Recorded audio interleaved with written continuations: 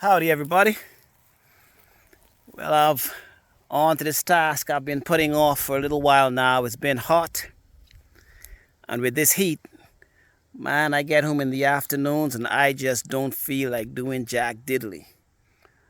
But it's a Saturday, so I'm gonna go pick up these hay bales, get these organized. So we've got these hay bales out in the field. I have to go around and pick all them up and get them organized. Right now, with all this drought, we're gonna need every single last one of those. This is another field that we've baled. My big field in the back, I normally get about 120 bales a year for my first cutting. 100 to 120 bales in my first cutting. This year with this drought, we got 36 bales. Now these are the big bales that we make, not the smaller ones. And these bales are already going for over $100 each, and it's July. So if we don't get any rain and things don't get a little bit better, by November, December, there's no telling what these are gonna be selling for. So these are what they look like here. I'm gonna stack them in a row. Let me zoom out a little bit. I can stack them in a row right here. Then I'm gonna come with my hay dolly and move them over to the other field where they'll be with all of the other hay.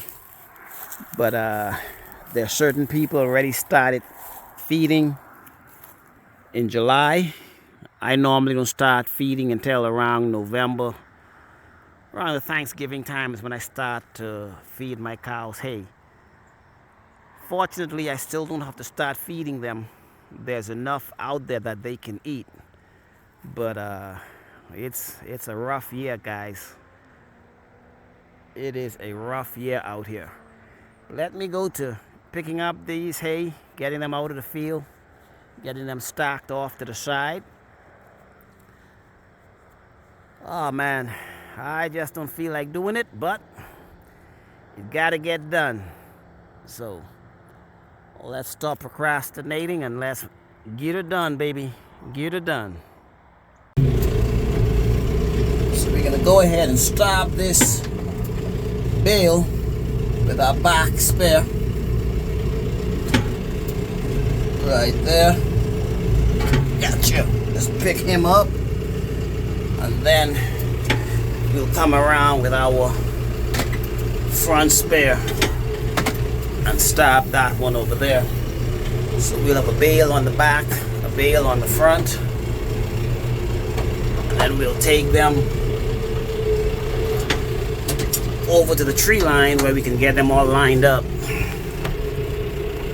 It's a little tricky switching hands with the camera as I gotta control the levers. So I'll go ahead and stab this one with my front spare. Pick that up. And then we'll head back over to the fence line. Put these in the row. Get these good and stacked. Okay, so now we're back over here to the fence line. We're gonna go ahead and line these up. I normally drop that one in the front. Just keep the one on the back to be the last one to drop. Just what I do. There's no right or wrong way to do it. It's just with that load on the front and nothing on the back, the tractor feels very tipsy. And I just hate that feeling. So now we're gonna go to the back and we're gonna drop this one. Guess with this one lined up. I'm trying to stir the tractor. There you go. Drop that one there. And now we good. Now that we've done those two, time to get another two. off in the distance. And that's what I'll be doing for the better part of the day, until I get all of these picked up and stacked over there by the tree line. I've got my last two to take in. I have stacked them along the tree line over there. Got a stack there, another long stack there, got another stack there, and then I put one stack here in the middle, just a handful of them there. But we got all those bales up and out of the field. So right there's a little tank holding water pretty good, and all this drought, that water level hasn't seemed to fallen off, but at the same time there's no animals back here drinking out of it. But we got it all picked up. Last two, we'll take these and stack them over on the tree line, and then I'll be done. Like I said, I didn't feel like doing it, but it ain't what you feel, it's what you gotta do. So get up, get out, and get her done. Make it happen. This is what the back pasture looks like. It's just completely brown. Come up here to the tank. Let's see what the tank looks like. And on the other side, it's all brown and drying up. We've had these clouds all day and the wind's picked up, but no rain. Look out there. Just all brown.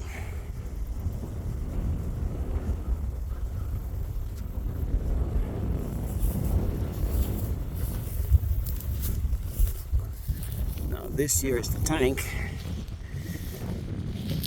The water has receded quite a bit, but it still has water. That water line is normally up to here, but it still has some good water. That tank is about 12-13 feet deep, so it has never gone dry in any of the droughts we've had. So that's a good thing. That'll continue to hold water. All these cattails, I need to get them out of the tank. But when we look across the field, we can see how bad it is. The cows are up on the top side. They're still finding stuff to eat, so that's good. So I haven't had the need to start feeding them yet. Then also in the trees, there's green in the trees, and they also like the leaves. So there's still quite a bit here for them to eat. But this is what I was talking about. This is July. Everything's supposed to be lush and green, but everything is just brown and dry. But thank goodness we have the tree section that there's probably still grass and they're growing, because the cows, they go into the trees quite a bit, either for shade or to get some of the leaves or the grass that's under there, that's not exposed to the direct sunlight and this direct heat. But we've had these clouds hanging over all day and not one drop of rain yet. We're still waiting. Like I said earlier, they said it's a 30% chance of rain, but we're still waiting. But we need something, because this is not good. But just want to show you what we're working with out here. And this is how most of the fields look. Just about everything looks this way. Now that we've got all of the hay stacked along the tree line here, final step is to go ahead and get a count, see how much we have, and then we can calculate exactly how the winter is going to look. As I've said before, I have people already asking me if I'm going to be selling any hay this year. I doubt I'll be selling any, if any, very little, because again, I have no idea how the winter is going to look. Now, if we get some rain, that would be the best thing, because everybody would get some green grass, and hopefully that'll bring the prices of hay down, and that means I wouldn't have to feed as much. But I'm going to go ahead and start counting these bales and see exactly where we're at. So these bales are what we call a 5x5.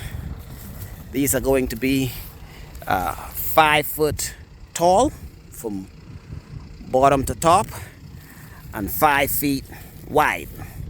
So I'm just going to go down this row, count all of these onto the next row, that next row, and over to the middle there. I know I already counted over there. I know that's 10. And then I'll come over here and start counting right here. So here we go. Okay, 73. So we have a total of 73 over here, and 34 in the other field. So that puts us at right at 107 total. So I'll have to whip out my pencil, do my math, and do a little calculation. I normally feed 6 bales a week in the winter on average. Some winters, when it gets really cold and we get a lot of ice, I have to put out more. But if it's a moderate winter, there's about 6 bales a week. So I'll have to do my calculating. Normally I start feeding at the end of November into early March. I still like to put out some of the dry hay when the green grass is coming in, as the cows make the adjustment to the green grass. I don't want to just shift them from dry hay to green grass. I think that's an abrupt shock for their system. Some people do, but I prefer to be a bit more cautious. But now, if we don't get any rain, I may have to start feeding as early as September, October. So if that happens, I need to factor that in, worst case scenario. And with that, I may be able to release a few bales, not a whole lot, but we'll see as we push through the year what the rain does and what happens with the field. But that's pretty much how it's all calculated. So when you hear folks saying they can't afford to be in the business, or they're priced out of the business because of the feed, when you look at these 5x5s right now, they are going anywhere from $100 to $150 for one of these, and that's in July. So if we get no rain and things still stay dry, when we get down into November, December, one of these bales could very easily hit $200 a bale. And for me, if I had to buy, even at $100, I have to buy hay, that's 6 bales a week, that's $600 a week to feed my cows. So somebody with a much bigger herd who's putting out, 10, 20, 30 bales a week, that adds up real fast. So that's what it's looking at. I know it costs me more because normally to get these bale is $25 to $30. Price of diesel has doubled, so I'm going to be paying anywhere from $40 to $50 just for each one of these. So my cost for each one of these is about $40. $40 to $50 right in there just to get it baled and have it sitting here. So that's what's a big driver right now, is the price of the diesel. I haven't factored in fertilizer because this field I did not fertilize, so I don't have that cost in it. But it's $40 to $50 just to get one of these baled. It adds up real fast, folks. Adds up real fast. Okay, as we were saying, all together we made 107 bales. That's the 5x5s. Now, my cost for those bales are $50. So $50 with 107 bales, that's $5,350 right off the bat. You know, that's a direct cost to me. Now, the bale of hay right now is going for $100, between 100 to 150. And as I said, later on in the year, without any rain, we could see 200, 250. Now, I'm not happy selling a bale of hay at $100. But when we look at all of the other costs that are involved, so starting off, there's $5,350 that I need to try somehow to recoup. That is direct hard cash out of my pocket. So how am I going to recoup that? So one way I've learned to explain it is, let's just say I need to recoup $100. If I need to recoup $100 and my field made 100 bales, I can sell it at $1 a bale and get back my $100. Well, if I only made 10 bales, well, now I got to sell it at $10 a bale to get back my $100. And that's how it works, you know. If I made less bales, I got to sell it for more money. And that's what's happening right now. A lot of farmers have costs that they have to cover. And that's what drives the pricing on the bale of hay. Normally I pay $25 to get for one bale, and now I'm paying $50. So my price has doubled. The cost of diesel has more than doubled. You know, and when we start looking around the farm, there's the chickens, you know, there's the feed for the chickens, or even that's just hay for the cows. When we start looking at protein cubes for the cows, minerals for the cows, all the other things for the cows, you know, a 50-pound bag of 20% range cubes, that's 20% protein range cubes, normally runs about $8-9. Now that's already $14-15 if I go to buy one of those bags today. Some places might even be more. And as we go through the year, that price is going to keep increasing. When I look at my chickens, you know, a 50-pound bag of feed for the chickens, that's normally $12-13. I go to Tractor Supply right now. I go to the feed store right now. I'm looking at $19-20. And for me to say I'm going to sell a dozen eggs for $3 or $4, I'm still giving money away, because it's costing me a whole lot more than $3 to $4 to generate a dozen eggs.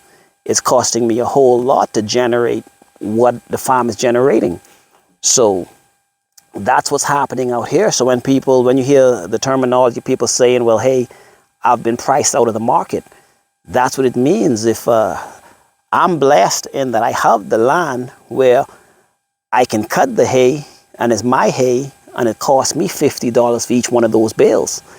But for someone who does not have the land, who have to go out and pay the $100, $150, $200 a bale, there's no way to survive. As I said earlier, me putting out 6 bales of hay a week, for me at $50 a bale, that's $300.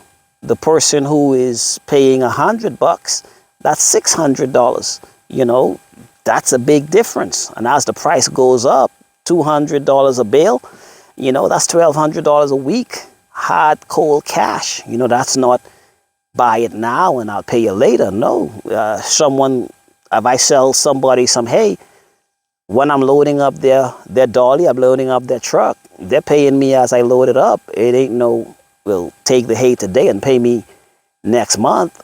You know, it doesn't work that way. So these are direct costs that we're seeing out here in farmland. And unfortunately, it just gets passed on, you know. And that's what's happening. It's tough. Hopefully we can get some rain. We've had some rain clouds all weekend. I think but I know I was in the big city yesterday. They got a drench and they got a really good rain. But out here we got nothing. Everything is still brown, you know. And hopefully I don't have to start feeding earlier this year. I might have to. So I've got to be careful with how much hay I can release. And then how much hay I can release now is going to determine how much I have to charge for that hay that I do release. And again, like I said, the last thing I want to do is charge somebody $100 or more for a bale of hay. But, you know, if I don't do it, then that just means that I'm taking the loss. I'm having to swallow the cost. And you can't stay afloat taking too many losses. Somewhere down the line, you either have to pass the cost on or get out of the business. And a lot of people right now have to get out of the business. And that's sad, because that's just going to mean that there's less food being produced. And then that's going to mean higher prices at the grocery store. And it all flows downhill. But just wanted to give you guys an update of how things are looking and what's happening and what's driving a lot of the pricing, you know. And again, it's tough, man. The last thing I want to do is sell $100 round bill. You know, these round bills, I normally sell them for $50 a piece. But when I'm paying $50 for them, I can't sell them for $50. So that's what's going on. You guys continue to be safe. Continue to be watchful. And be careful as you go about your day. God bless you.